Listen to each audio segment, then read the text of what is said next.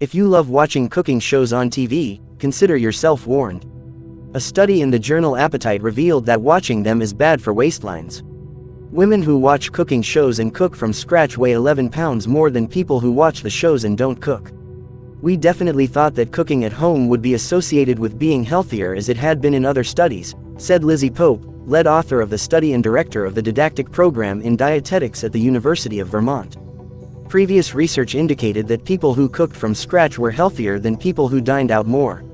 But this study adds a wrinkle to those findings. Why the difference? Cooking shows often feature indulgent, unhealthy food. When you think about it, it kind of makes sense if the recipes being portrayed on food TV are the ones people are making, Pope says.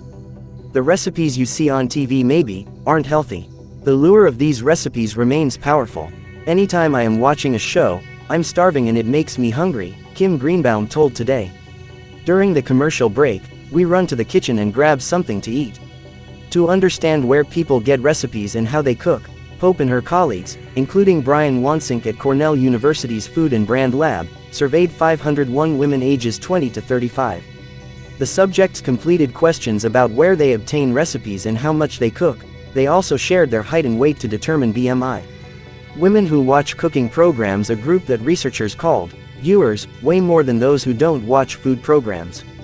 Women who watch and prepare foods made in cooking shows, a group the researchers called doers, weigh even more. On average, viewers weighed 153 pounds and doers weighed 164. If you are going to put the effort into making food, you want it to look good and taste good, Pope said. There is this kind of ethos about what your life can be like if you replicate these recipes. Recipes from TV shows often include extra fat and sugar, making it easier for people to gain weight. This seems like common sense to some.